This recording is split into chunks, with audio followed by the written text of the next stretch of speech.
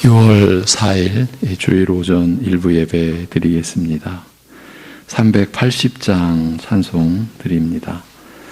380장.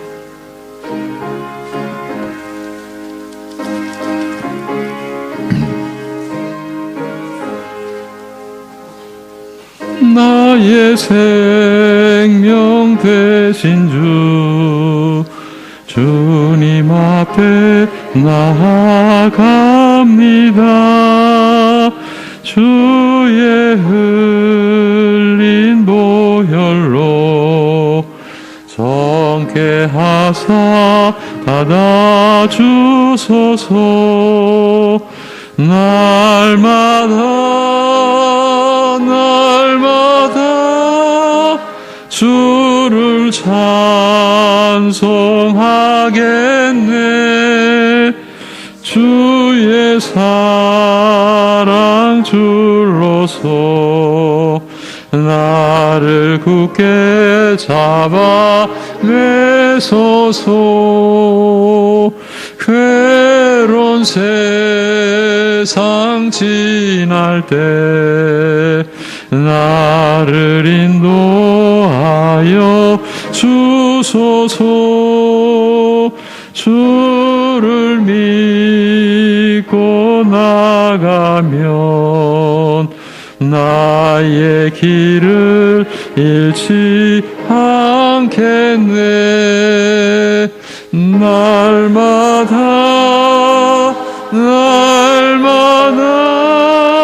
주를 찬송하겠네.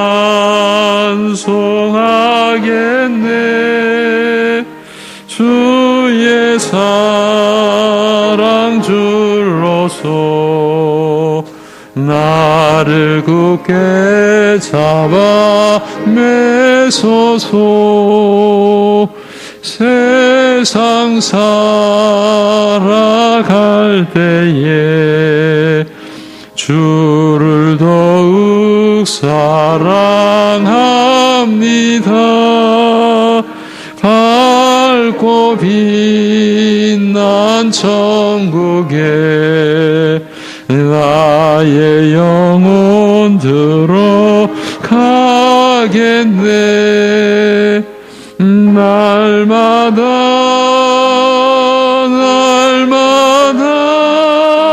주를 찬송하겠네. 주의 사랑 줄로서 나를 굳게 잡아. 1절 380장 1절만. 나의 생명 되신 주님 앞에 나아갑니다. 주의 흘린 보혈로 정케 하사 받아주소서. 날마다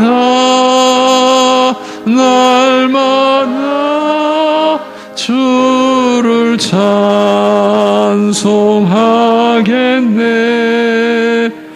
주의 사랑 줄로서 나를 굳게 잡아 매소서. 아멘. 사도신경으로 함께 신앙 고백 드리겠습니다. 전능하사 천지를 만드신 하나님 아버지를 내가 믿사오며 그 외아들 우리 주 예수 그리스도를 믿사오니 이는 성령으로 잉태하사 동정녀 마리아에게 나시고 본디오 빌라도에게 고난을 받으사 십자가에 못 박혀 죽으시고 장사한 지 사흘 만에 죽은 자 가운데서 다시 살아나시며 하늘에 오르사 전능하신 하나님 우편에 앉아 계시다가 저리로서 산자와 죽은 자를 심판하러 오시리라.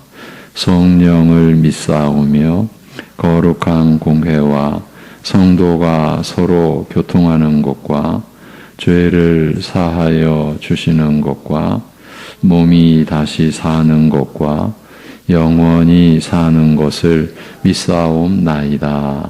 아멘.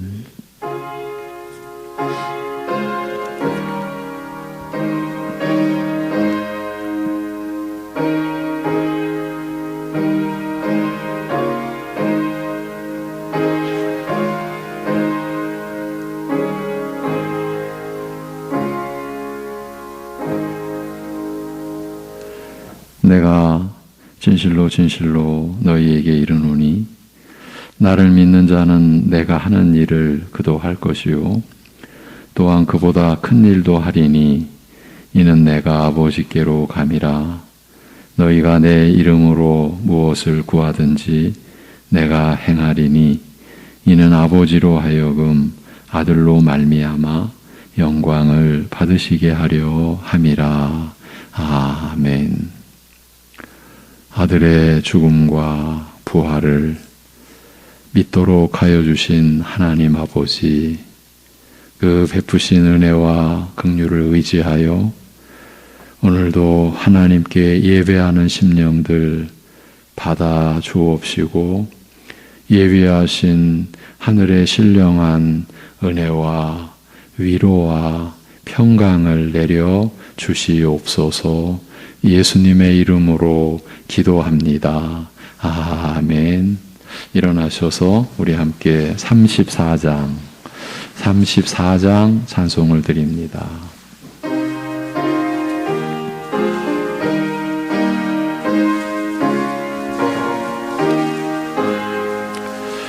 찬물 앞도다 주 크신 이름 온 세상 중에 다 전파하라.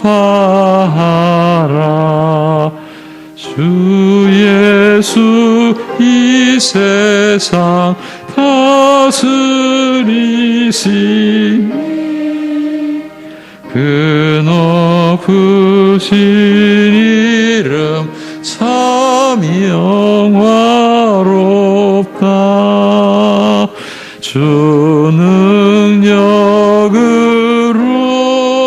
늘 보호하고 늘 우리 곁에 함께 계시네. 그 보좌 앞에서 큰 물이 모여 구속하신 주를 찬양하리라.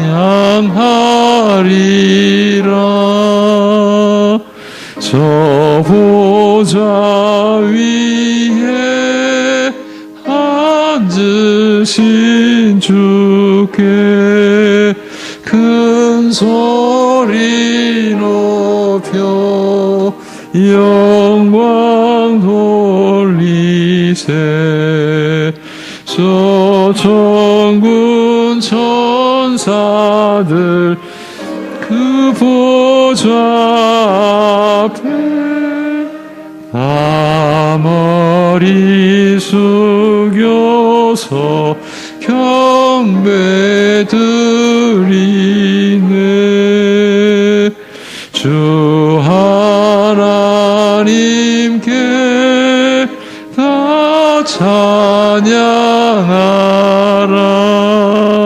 영광과 권능 지혜와 존귀 저 천사와 함께 주께 돌리고 그 영원한 사랑 다 감사하세. 아멘.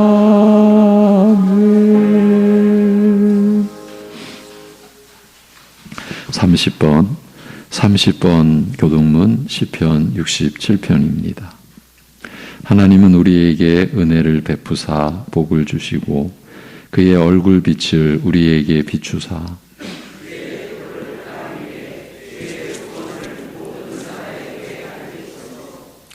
하나님이여 민족들이 주를 찬송하게 하시며 온 백성은 기쁘고 즐겁게 노래할지니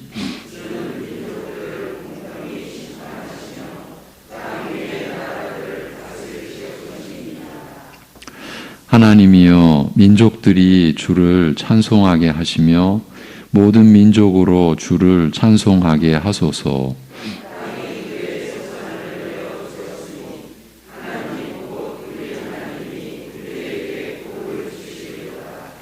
하나님이 우리에게 복을 주시리니 땅의 모든 끝이 하나님을 경외하리로다.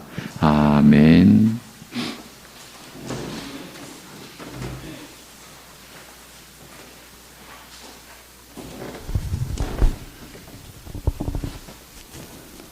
죄로 말미암아 명철은 어두워지고 마음은 그 무엇보다도 거짓되었고 절망적으로 약해져서 하나님을 찾지도 않았던 본일상 진노의 자녀인 우리였습니다. 그런 우리들을 하나님께서 불같은 진노에서 구해 주실 의무가 전혀 없음에도 불구하고 우리를 위해 자신의 사랑하는 아들을 십자가에 내어주셨습니다. 이러한 은혜와 사랑을 받았음에도 우리 마음이 아직도 녹지 않으며 감사하지 않음을 용서하여 주옵소서. 자격 없고 지옥행이 마땅한 우리지만 하나님의 가분한 호의에 의지하여 오늘도 나왔사오니 적는 자이신 하나님을 찾는 은혜와 감사와 찬양의 은혜가 회복될 수 있도록 저희들에게 긍휼을 베풀어 주옵소서. 하나님 아버지, 오늘 예배를 통해 하나님의 절대 주권을 올바로 존중하게 하시고 우리의 생각과 삶에서 하나님을 바르게 높이게 하옵소서. 누구도 하나님의 뜻을 거스르지 못함을 알게 하시고 순종하는 삶이 되게 하여 주옵소서. 하나님 아버지, 이 시간에도 두려움에 떠는 성도들에겐 안정감을 주시옵고 슬픔을 당한 성도들에겐 위로를 주시옵소서. 역경 가운데 힘들어하고 있는 성도들에겐 인내하는 마음을 주시어 전능하고 신실하신 하나님만을 더욱 의지하고 그 모든 짐을 맡기게 하시어 마음이 주 안에서 평안이 있게 하여 주옵소서. 다가오는 여름 성경학교를 준비하는 사역자들과 선생님들과 학생들에게 지혜와 거듭나는 은혜를 주시어 하나님을 바로 알고 바로 높이는 삶이 되게 하여 주옵소서. 이제 말씀 전하실 담임 목사님 영육 강건하게 붙들어 주시옵고 사역 허락하신 모든 시간 성령께서 붙들어 사용하여 주시옵소서. 모든 것들 감사드리오며 예수 그리스도 이름으로 기도하옵나이다. 아멘.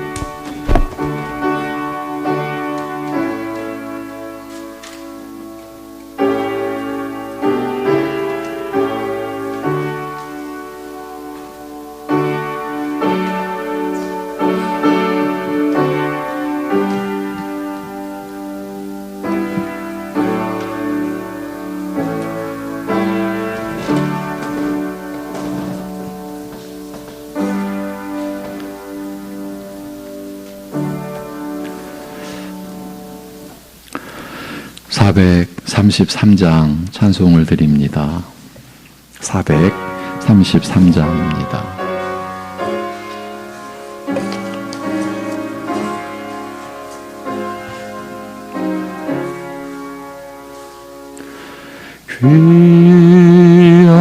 귀하신 주여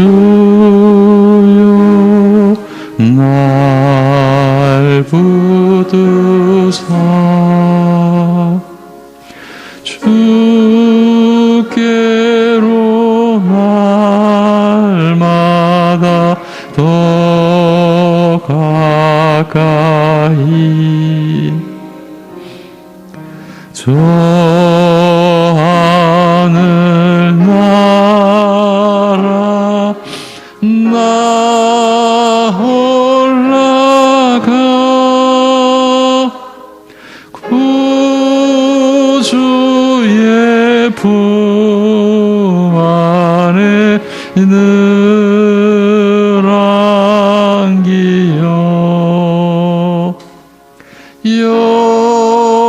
영생의 복 받기 원합니다.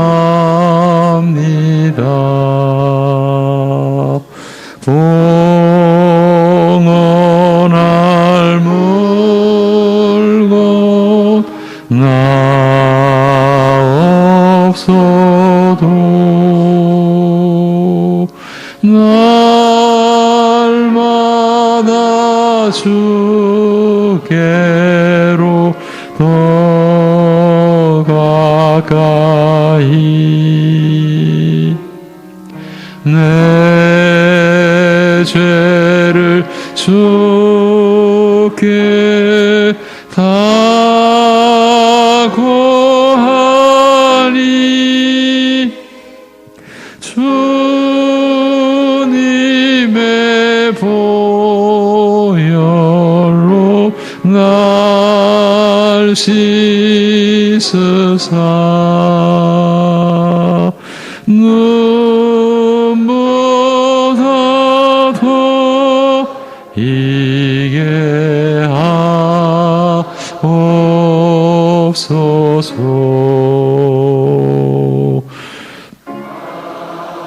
안악한 마귀 날 꾀어도 주 예수 앞으로 더 가까이 이 세상 속한 그 허영심 또 주한 생각을 다 버리니 정결한 마음 내게 늘 주소서. 이 세상 내가 살 동안에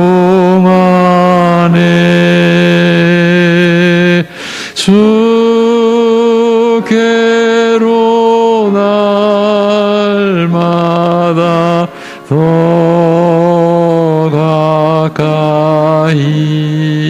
가까이 저 배는 천국 나 들어가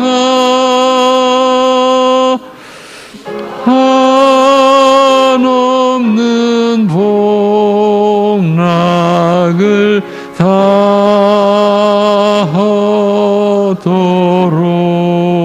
얻도록 풍성하는 애를 주옵소서.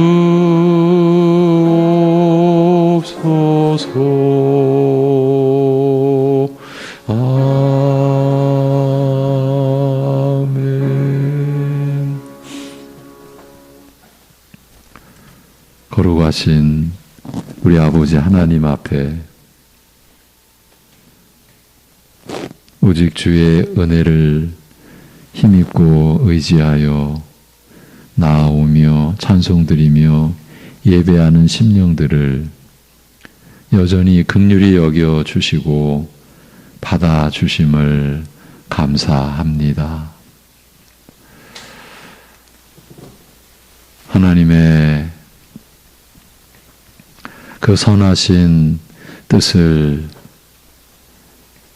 더 분명하게 깨달아가며 우리에게 임한 하나님의 역사가 얼마나 놀랍고 복되고 또 온전한 것인지를 알아가면서 하나님의 자녀된 백성들이 하나님 앞에 예배드리며 또한 자신을 드리는 중심에서 감사의 예물을 봉헌하오니 드려지는 11조의 그 예물에 담긴 하나님을 향한 오직 사랑과 감사의 그 마음, 주일 예물을 건축과 또 성교와 또 성미와 여러 가지 각자의 신앙 고백을 담아 드리는 이 감사의 예물 속에 담긴 하나님을 향한 헌신과 그 사랑과 고백을 받아 주옵시고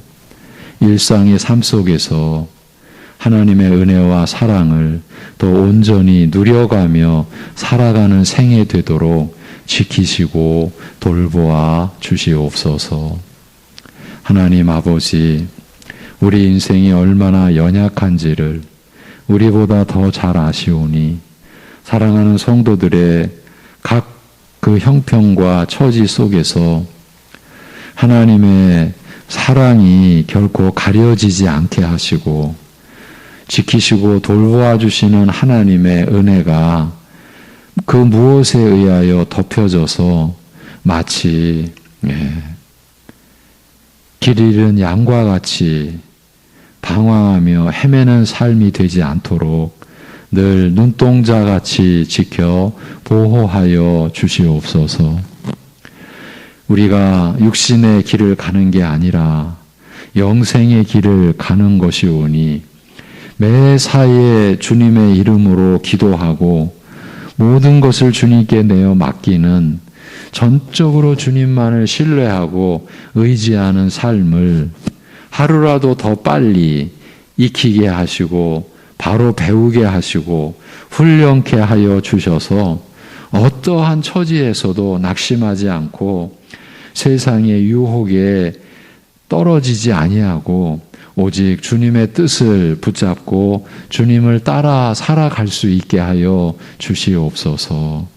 우리의 모든 것을 지키시고 주장하시고 다스려 주시는 주 예수 그리스도의 이름으로 기도하옵나이다. 아멘. 베드로전서 3장 1, 2절 가정의 제도와 질서 첫 번째 시간입니다.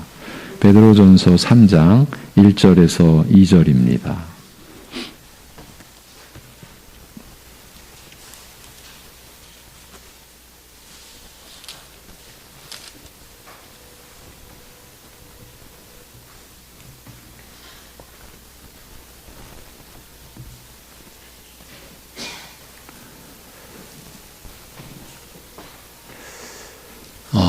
죄송한데요. 우리 조 목사는 좀 나가서 지금 예배당 옆에서 계속 어떤 소리가 나는 그 점을 좀 살펴주세요.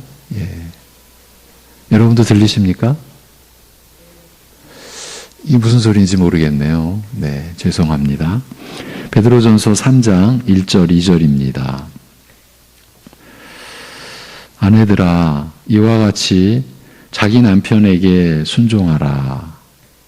이는 혹 말씀을 순종하지 않는 자라도 말로 말미암지 않고 그 아내의 행실로 말미암아 구원을 받게 하려 함이니 너희의 두려워하며 정결한 행실을 봄이라.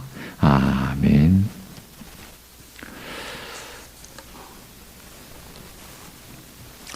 하나님의 말씀이 우리로 하여금 이 세상과 단절된 채로 살라고 하면 우리는 지금과 같은 생활을 할 수는 없습니다. 하나님께서 우리로 하여금 하나님 나라에 속하게 하셨지만 그럼에도 육신의 생애 동안은 우리 믿는 자들이 이 세상 안에서 살아가도록 하셨습니다. 그렇기 때문에 베드로 사도의 서신을 통해서 주시는 말씀은 신자의 삶에 있어서 보다 실제적이고 보다 구체적인 교훈을 주고 있음에 틀림이 없습니다. 우리가 세상 안에서 사는 것은 국가와 사회의 모든 제도와 그 질서 안에서 사는 것을 뜻하지 않습니까? 그래서 베드로 사도가 바로 이 점과 관련하여 교회에게 전한 말씀을 요즘 우리가 계속 살피고 있는 것입니다.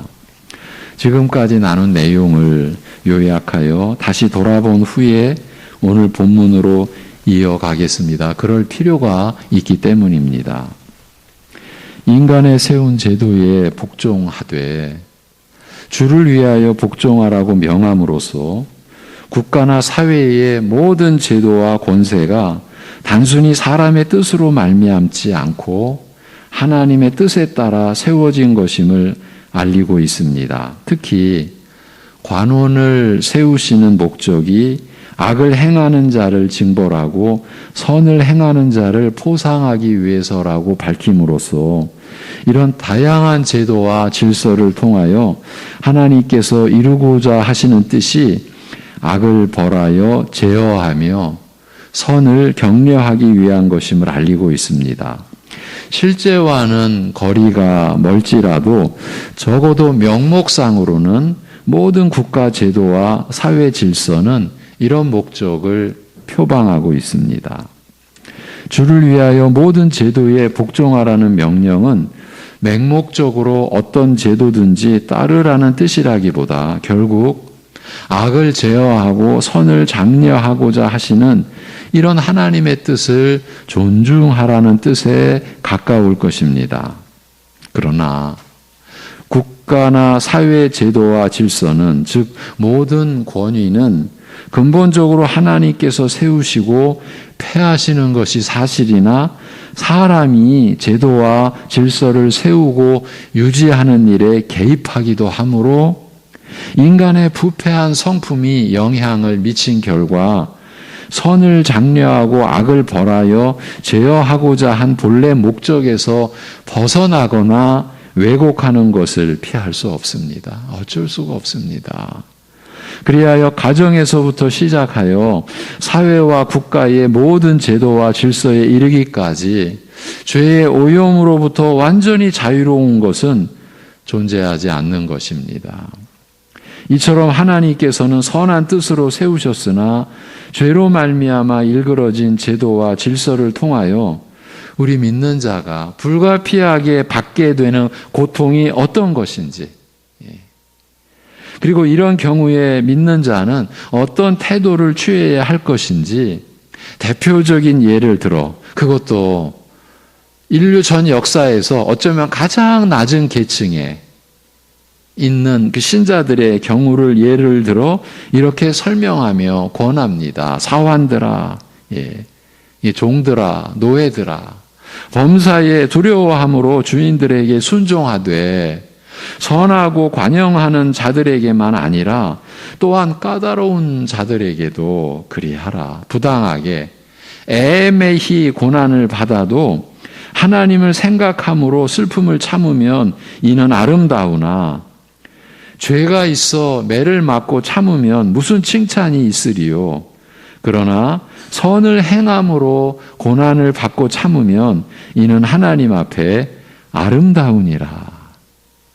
위에 있는 권위나 권세가 선량하고 너그러워 권선징악을 위해 세우신 하나님의 뜻을 수행하기에 합당하다면 모르겠으나 심보가 고약하여 권세 아래 있는 자들을 괴롭히고 억울하게 한다면 복종하는 것은 고사하고 원망과 원한을 품거나 심지어 저항하고 반항하기 쉽습니다. 그러나 믿는 자는 이처럼 복종하기 힘든 권세라 할지라도 복종하라. 즉 경솔하게 권세를 부정하거나 파괴하지 말라고 말합니다. 이처럼 타락한 권세로부터 겪는 부당하고 억울한 고난이라 할지라도 하나님을 의식하고서 하나님 때문에 하나님의 뜻을 생각하고서 슬픔을 참으면 아름다운 일이라고 일깨웁니다. 선한 일을 행하면서, 즉 하나님의 뜻을 따르고자 하면서 고난을 견디는 것이라면 하나님 앞에서 귀중한 일이라는 뜻입니다.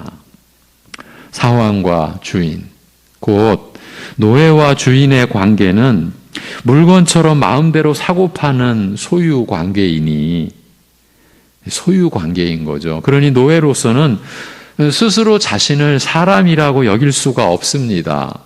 팔려가도 가족 전체가 함께 새 주인에게 팔리면 그나마 다행이겠으나 각각 다른 곳으로 팔려가면 아내와 자식과도 헤어져서 가족이 뿔뿔이 흩어지니 노예에게는 가정도 언제 풍비박산이 날지 모르는 불안한 사치에 불과하였습니다. 윗사람과 아랫사람의 관계, 그 상하의 인간관계가 죄로 말미암아 일그러지고 변질된 최악의 경우가 바로 노예와 주인의 관계라고 할 수 있습니다만, 그리하여 과연 이런 악한 노예 제도에서도 하나님의 선한 뜻을 찾을 수 있겠는가 하는 의문을 피하기 어렵습니다만, 그러나 이런 비참하고 불행한 노예와 생사여탈의 권세를 가진 주인 사이에서도 그리스도 안에서는, 그리고 하나님 앞에서는 아름답고 은혜로운 모습이 가능한 것입니다. 이것이 하나님의 말씀이 일깨워주는 진리입니다. 심성이 고약한 주인에게 하나님의 뜻을 생각하면서 순종하는 노예의 그 모습에서 우리는 더 이상 노예의 비천함이나 굴욕을 느끼지 못하며 어디에서도 찾아볼 수 없는 고귀함을 느끼게 되는 것입니다. 그리하여 겉모습이나 신분과는 달리 종이 주인 같고 주인이 종 같다는 느낌을 받는 것입니다. 이렇게 본문을 통해 드러난 사실은 놀랍기 그지없습니다. 선한 일을 행하면서 고난을 받되 그 어려움과 슬픔과 고통을 참으며 살아가는 이런 삶을 위해 우리가 부르심을 받았다고 말합니다. 믿는 자는 단순히 이런 삶을 피할 수 없다는 체념에서가 아니라 그 안에 담긴 고귀한 목적과 뜻을 따라 이런 삶을 받아들여야 한다는 말입니다. 그리스도께서 죄인을 위하여 고난 받으신 것은 우리로 하여금 바로 이런 삶의 본을 따르게 하고자 함이라고 말합니다. 그리고 이어지는 내용이야말로 본문에 따라 우리가 살 수 있는 유일한 근거와 토대가 되는 말씀입니다. 곧 십자가의 그리스도에 대한 말씀이 이어지죠.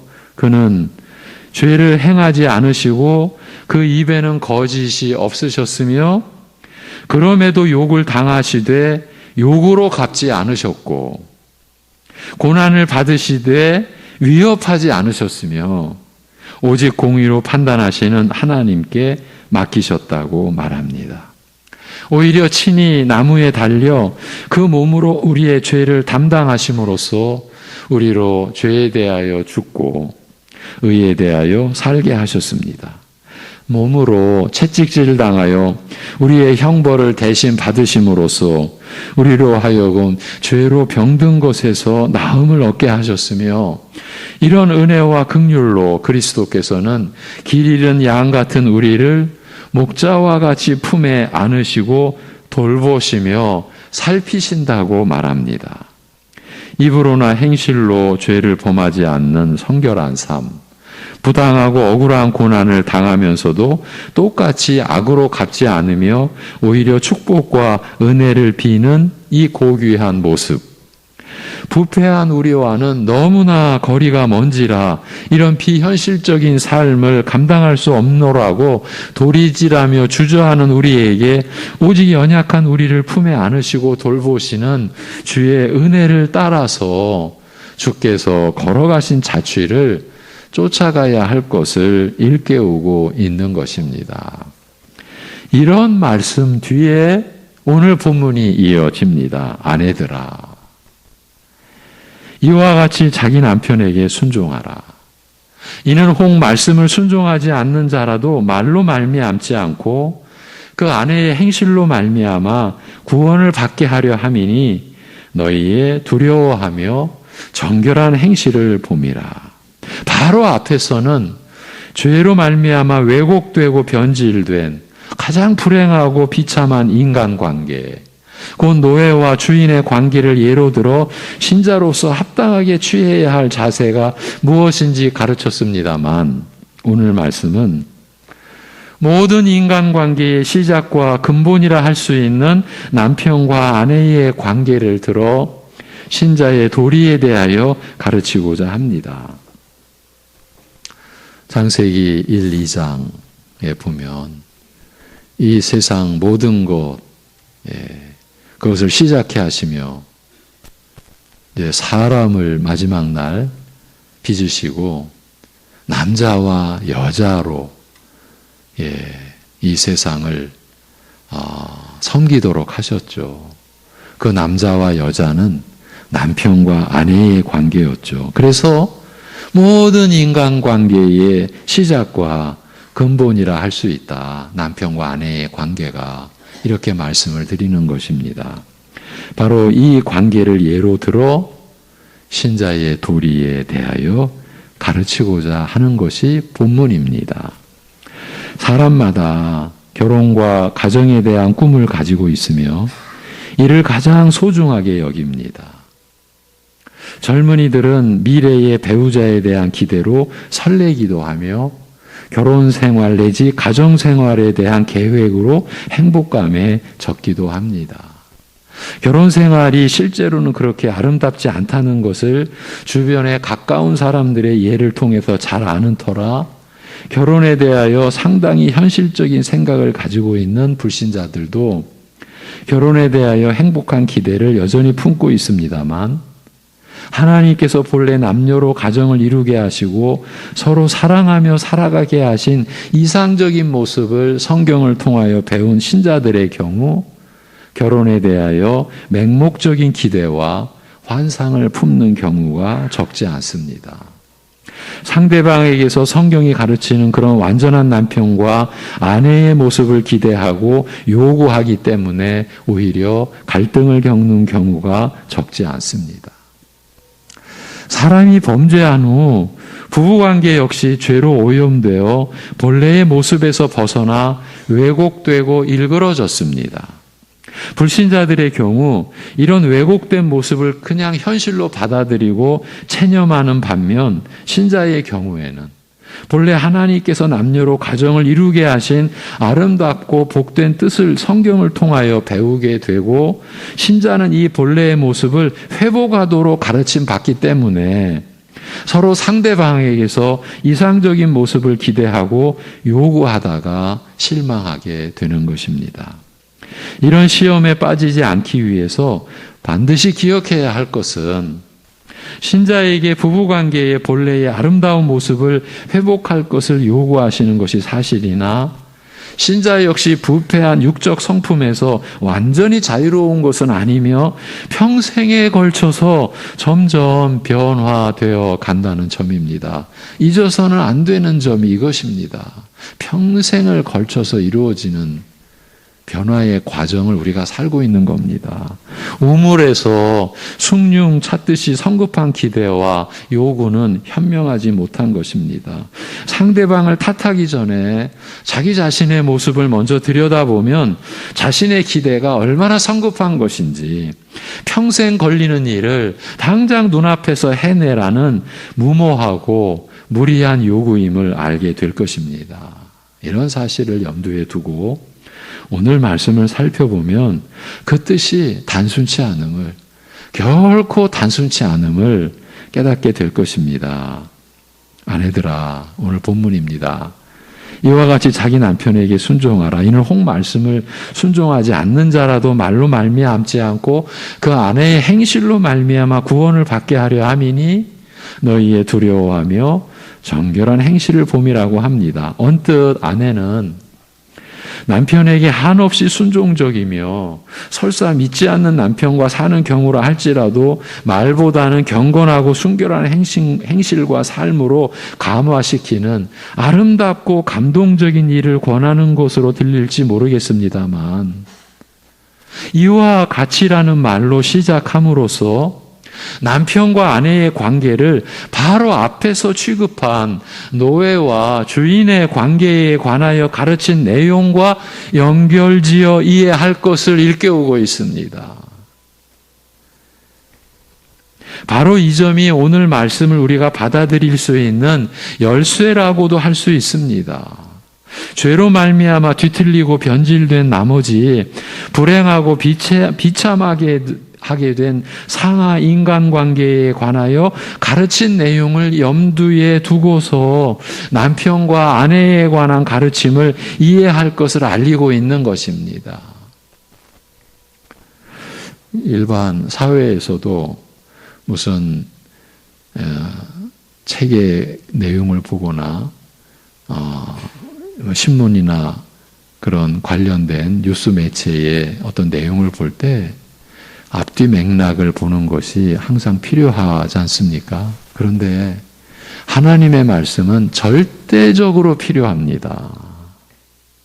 창세기에서 마지막 66권 요한계시록까지의 이 전체 말씀의 내용과 창세기면 창세기 안에서의 그 이어지는 내용, 베드로전서에서 1장 거듭나게 하신 은혜, 2장 거듭나서 자라게 하시는 은혜, 3장 구체적으로 자라면서 우리 성도가 이 세상에서 어떤 현실을 겪고 그 상황에서 어떻게 신자로서 하나님의 사람이요 하나님의 자녀로서 자신을 세워가야 하는지에 대한 이 말씀, 이어지는 앞뒤 맥락을 절대적으로 염두에 두고 고려하면서 보셔야 되는 거예요. 언제나 그렇습니다. 지금 여기서 죄로 말미암아 뒤틀리고 변질되어서 불행하고 비참하게 된 상하 인간관계에 관하여 가르친 그 내용을 염두에 두고서 남편과 아내에 관한 가르침의 말씀을 받아야 한다. 그렇게 이해하며 가야 한다라는 걸 알리고 있는 것이에요. 사실 이런 점을 염두에 두고 오늘 말씀을 조금 주의 깊게 살펴보면 순종적이며 경건하고 순결한 삶으로 믿지 않는 남편을 감화시키는 아내의 아름다운 모습 이면에는 심상치 않은 사정이 감춰져 있음을 짐작할 수 있습니다. 그 고달픔과 고통과 슬픔은 노예와 주인의 비참하고 불행한 관계와 관련하여 주신 말씀을 마음에 품고서야 감당할 수 있을 만큼 어렵고 힘겨운 것임을 알리고자 하기 때문입니다. 하나님 말씀은 연약한 우리의 사정을 전혀 고려치 않고 무작정 따르라는 식으로 주어져 있지 않다라는 점을 여기서도 확인할 수 있습니다. 무조건 이렇게 해, 이런 식이 결코 아닙니다. 예. 아내들아, 이와 같이 자기 남편에게 순종하라고 합니다. 그런데 믿는다고 해서 자동적으로 적어도 손쉽게 남편에게 순종할 수 있다면 굳이 여기에서 남편에게 순종하라고 적지는 않았을 것입니다. 부패한 성품에 여전히 시달리는 우리로서는 남자든지 여자든지 남에게 순종하는 것이 쉽지 않습니다. 아니, 싫습니다. 나도 부모로부터 사랑받으면서 귀하게 자랐는데 왜 생판 모르는 남자 만나서 주고 지내야 하는가 이해가 되지도 않고 심정적으로 받아들여지지도 않습니다. 내 성질이 이렇게 못됐다면 남편이라도 선량하고 너그러워서 내 뜻을 받아주면 좋겠으나 죄로 부패하기는 남자나 여자나 똑같습니다. 세상에 선량하여 너그럽기만 한 남편이 몇이나 되겠습니까? 시대와 지역에 따라 차이는 있습니다만 가부장적 자세는 이제 조롱거리가 되었습니다. 사회적 분위기마저 이렇게 변해가는 형편에 성경의 가르침을 따라 남편에게 순종하도록 격려하고 돕기보다는 오히려 원망과 불평으로 맞서도록 부추기는 풍조 속에서 어떤 여자가 남편에게 고분고분하겠습니까? 아내들아, 남편에게 순종하라는 말씀은 그 이면에 감추어 드러나지 않은 이런 현실을 고려하면 참으로 엄청난 일을 요구하는, 누구도 선뜻 나서서 그렇게 하겠노라고 대답할 수 없는 명령입니다. 그리고 이어지는 말씀은 이는 혹 말씀을 순종하지 않는 자라도 말로 말미암지 않고 그 아내의 행실로 말미암아 구원을 받게 하려 함이니 너희의 두려워하며 정결한 행실을 봄이라고 합니다. 남편이 믿지 않는 경우에 관한 가르침입니다. 불신자에게야 믿거나 믿지 않는 것이 크게 중요하지 않을지 모르나 믿는 신자에게는 배우자의 믿음 여부가 참으로 중요할 수밖에 없습니다. 이보다 더 중요한 일이 있을 수 있겠습니까?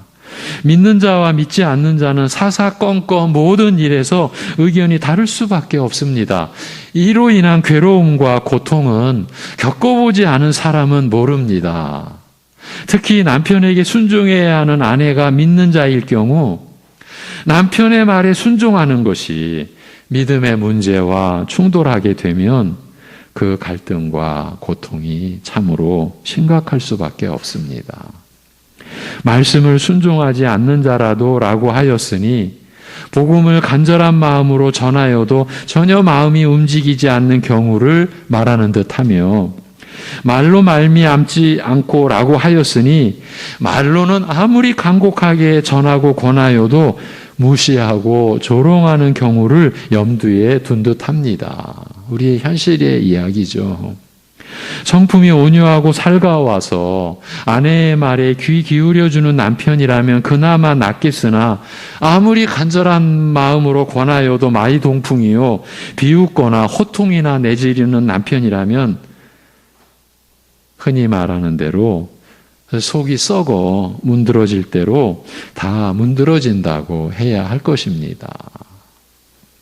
그런데도 너희의 두려워하며 정결한 행실을 봄이라고 합니다.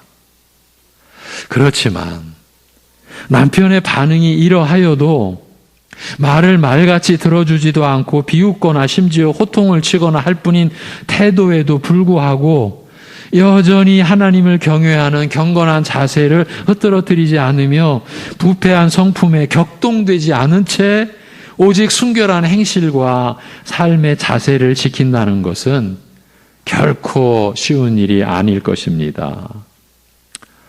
세 번째입니다. 본문 말씀을 다시 들어보십시오. 아내들아, 이와 같이 자기 남편에게 순종하라. 이는 혹 말씀을 순종하지 않는 자라도 말로 말미암지 않고 그 아내의 행실로 말미암아 구원을 받게 하려 함이니 너희의 두려워하며 정결한 행실을 봄이라. 언뜻 순종적인 아내의 자세를 지키며 경건하고 순결한 행실을 보임으로써 믿지 않는 남편을 구하는 아름답고 감동적인 말로만 들릴지 모르나 실제로 그 이면에 감추어진 현실은 온 마음이 썩어 문드러지는 고통과 괴로움과 한없이 흘린 눈물과 탄식과 울부짖는 기도가 오랜 세월 동안 쌓여온 곳일 수 있는 것입니다.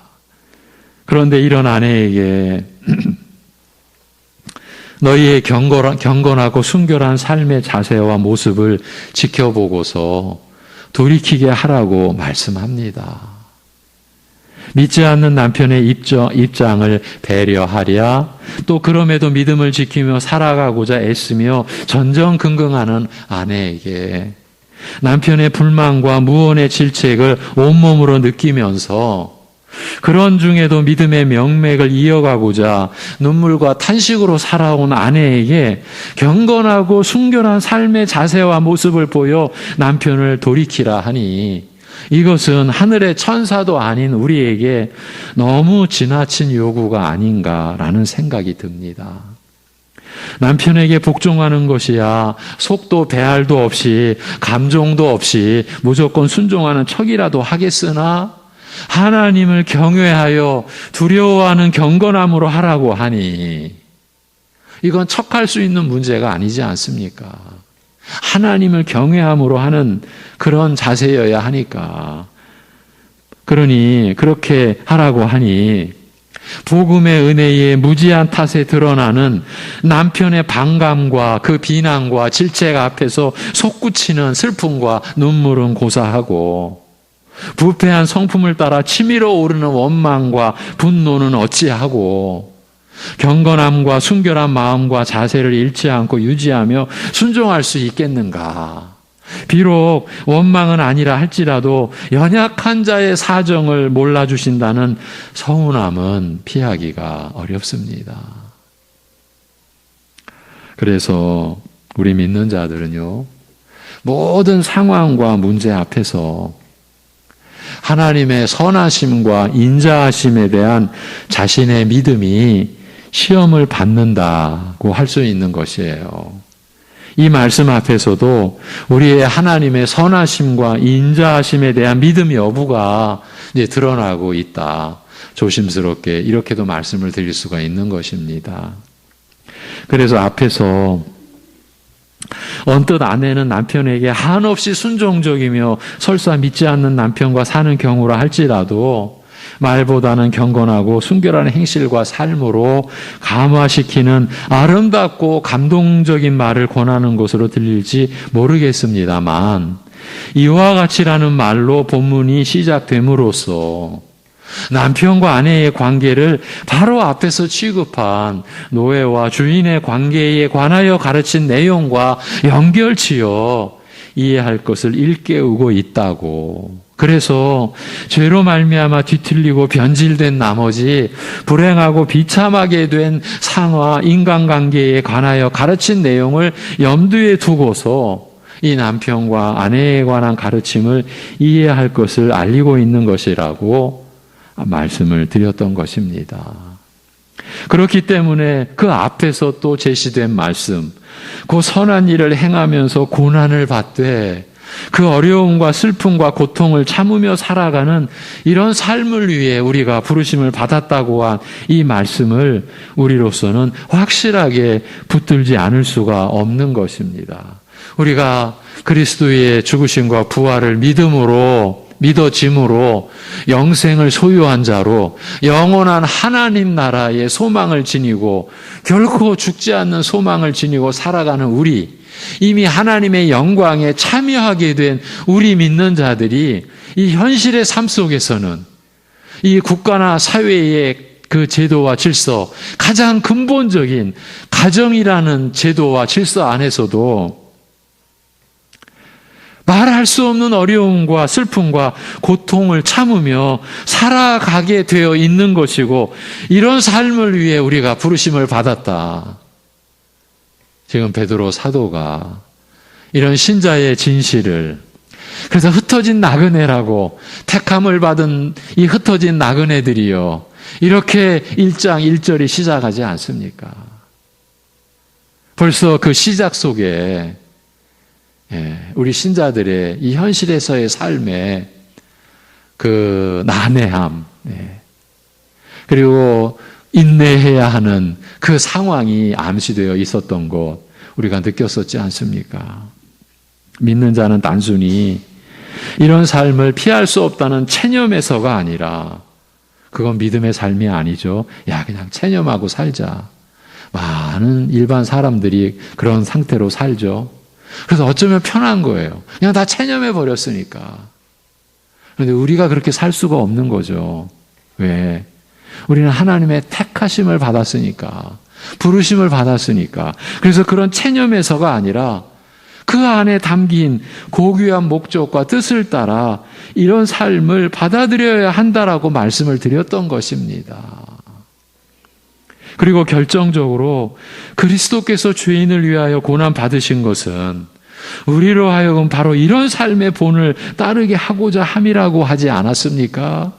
그리스도께서는 죄를 행하지 않으시고 그 입에는 거짓이 없으셨으며, 그럼에도 욕을 당하시되 욕으로 갚지 않으셨고 고난을 받으시되 위협하지 않으셨으며 오직 공의로 판단하시는 하나님께 맡기셨어요.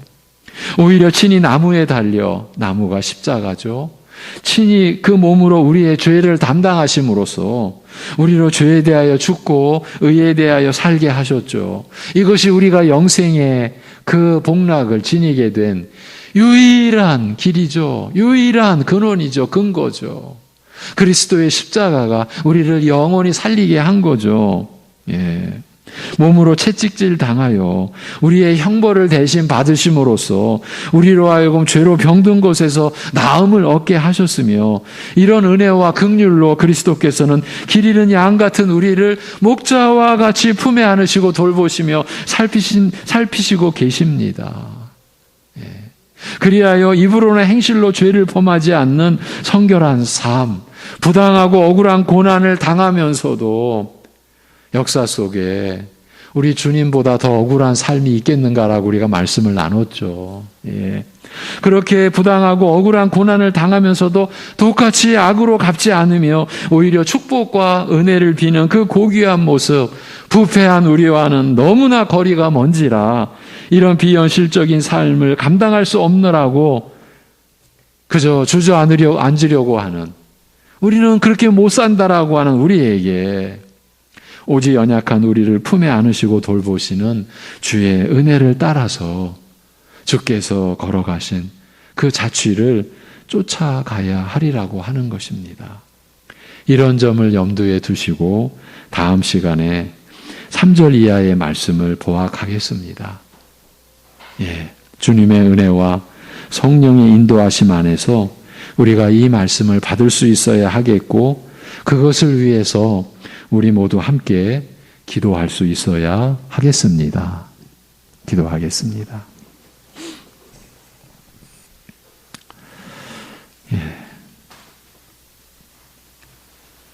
하나님 아버지,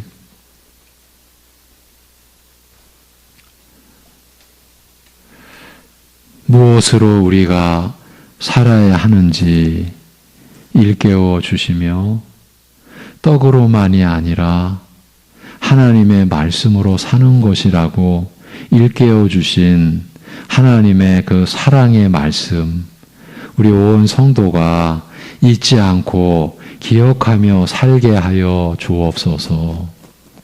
세상의 기준을 따라 우리가 살아갈 수가 없게 됐고, 우리 육신의 어떤 우리의 마음에 원하는 바를 따라 그것이 기준이 되어 살 수 없게 된 우리라는 것 일깨워 주신 대로 하나님의 말씀이 우리의 모든 것의 기준이 되기에 이 사회의 제도와 질서 안에서, 특히 가장 기본이 되는 가정의 제도와 질서 안에서의 삶도 오늘 우리에게 주신 말씀으로 그 말씀을 기준 삼고 그 말씀으로의 우리의 모습, 또 가정의 제도와 질서 안에서의 삶을 우리가 배우며 익히며 또 그 주신 말씀 안에서의 삶이 주는 복락을 누리며 살아갈 수 있는 우리 모든 성도들의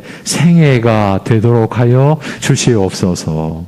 아버지 하나님, 본래 모든 것이 죄로 인하여 뒤틀리고 비틀어진 모든 그 안에서 이제 우리로 하여금 죄에 대하여 죽게 하시고 의에 대하여 살게 하신 그리스도의 은혜 안에서 회복되어져야 할 그 모습, 반드시 하나님의 자녀로서 우리가 일깨움 받고 새롭게 되어야 할 우리 자신의 모습과 우리 성도의 가정의 실체가 이와 같은 말씀에 의하여서 회복되어지는 역사, 말씀이 역사하는 은혜가 우리 안에, 우리 성도들 가정 안에 일어나게 하여 주시옵소서.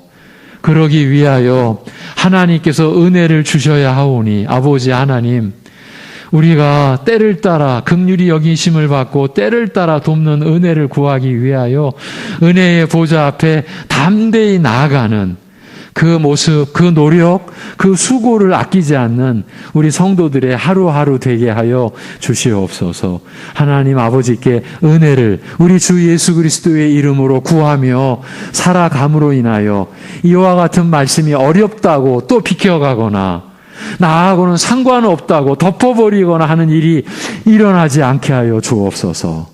이 말씀 앞으로 나아가기 위하여 주님의 은혜를, 성령님의 도우심을, 아버지 하나님의 긍휼히 여겨주심을 구하고 또 구하는 우리들 되게 인도하여 주시옵소서. 하나님 아버지, 그리하여 우리 송내중앙교회가 오직 말씀 위에 서가고 지체된 우리 성도들의 모든 가정이 말씀 위에 서갈 수 있게 하여 주시옵시고, 그러기 위하여 각 성도의 중심이 오직 말씀으로 삼시세끼를 육신의 양식으로 취하듯이 날마다 하루도 빼놓지 않고 우리를 살게 하는 하나님의 말씀으로 살아가는 그 믿음의 중심이 정립이 되고 확립이 될 수 있게 역사하여 주시옵시고, 우리가 겪는 모든 환난과 고난과 시험과 아픔과 고통 속에서도 우리에게는 오직 말씀만이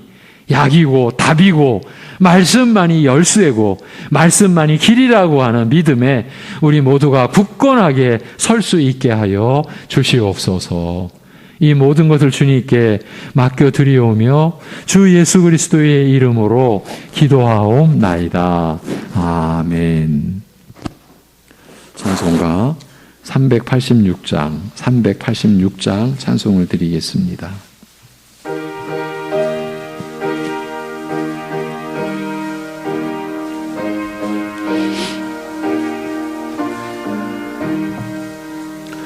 만세 반석 열린 곳에 내가 숨어 있으니 원수 마귀 손 못대고 환난 풍파 없도다. 만세 반석 열린 곳에 내가 편히 쉬리니 나의 반석 구주 예수 나를 숨겨주소서. 죄에 매여 죽을 인생 편히 쉬기 바라니 주의 가슴 넓은 품에 내가 찾아 안기네. 만세 반석 열린 곳에 내가 편히 쉬리니 나의 반석 구주 예수 나를 숨겨주소서. 이 땅 위에 평안 없고 기쁜 일을 몰라도 주 예수의 참 사랑을 내가 이제 알았네.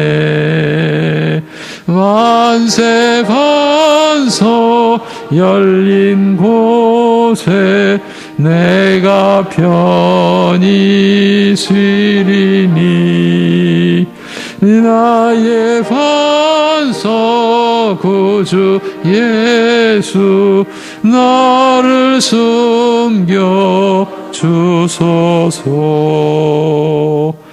험한 풍파 지나도록 순풍으로 도우사 평화로운 피난처에 길이 살게 하소서. 만세 반석 열린 곳에 내가 편히 쉬리니 나의 반석 구주 예수 나를 숨겨주소서.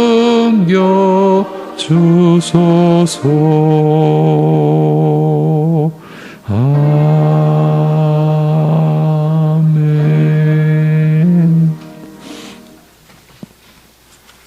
교회 소식입니다. 먼저 예배 안내란에 보면 이번 주부터 추가된 사항이 있습니다. 헌금위원에 대한 안내죠. 이번 주일부터 기존대로 헌금위원을 세우기로 했습니다. 그래서 6월 달은 안수 집사님들이, 7월 달은 권사님들이 수고해 주실 것이고, 그렇게 격월로 돌아가면서 수고해 주시기를 바랍니다. 다음 주일 예배 말씀은 베드로전서 3장 3절에서 4절, 오늘 이어지는 구절이죠. 가정의 제도와 질서, 똑같은 제목의 두 번째 시간을 갖도록 하겠습니다. 한 장을 넘기시면 이번 주간은 우리가 섬기는 남원 황산교회를 위해 기도하는 주간으로 삼았습니다. 김국중 목사님과 그 교회 가족들을 위해서 함께 그곳에서 복음을 잘 전하고 복음의 열매가 풍성히 맺는 교회를 위해 우리가 함께 기도해야 되겠습니다. 오직 진리 안에서 사랑이 역사하는 교회로 세워지는, 그리고 가정도 그렇게 세워지는 것을 위해 하나님의 사랑 안에서 민족과 나라를 위해 늘 기도해 주시고, 영육 간의 연약한 교우들을 위해 늘 함께 기도해 주시기를 바랍니다. 여러분, 구역별로, 기관별로, 또 우리 교회 전체별로 서로 바라보고 생각하고 늘 함께 기도해 주시고,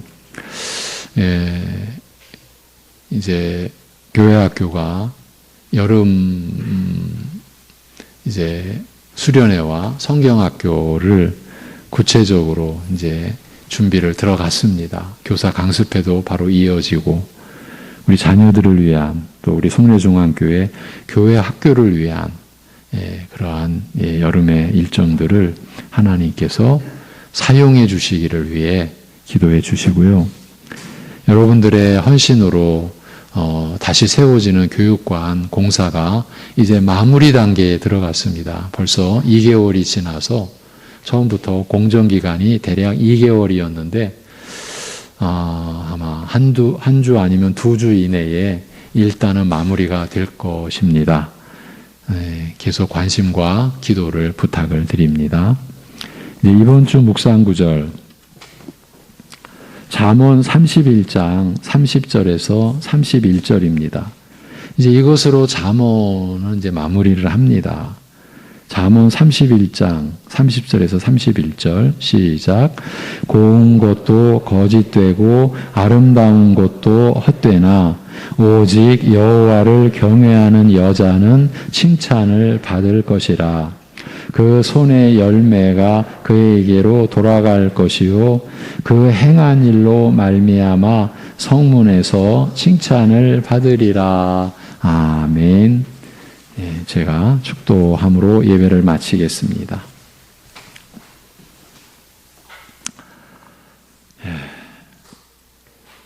세상의 방식이나 원리로는 절대로 살아갈 수 없는 하나님 나라에 속한 자로서의 성결하고 신령한 삶을 살게 하시는 그 모든 삶의 근거가 되시는 십자가에 못 박히신 우리 주 예수 그리스도의 은혜와 그 아들을 온전히 내어주신 아버지 하나님의 사랑하심과 우리 안에 영원히 내주에 계셔서 우리 스스로는 절대로 깨닫거나 수용이 안 되는 주님의 은혜와 아버지의 사랑을 우리의 것 되게 하시고 누리게 하시고 그래서 우리로 하여금 자라게 하시는 성령님의 교통하심이 세상의 제도와 질서 안에서 그리고 하나님이 세우신 가정의 제도와 질서 안에서 세상과 육신의 기준을 따르지 아니하고 하나님의 말씀으로 그 모든 삶을 영위해 가는 또 영위해 가고자 하는 모든 이들 가운데 영원토록 함께 하시기를 주님의 이름으로 축원하옵나이다. 아멘.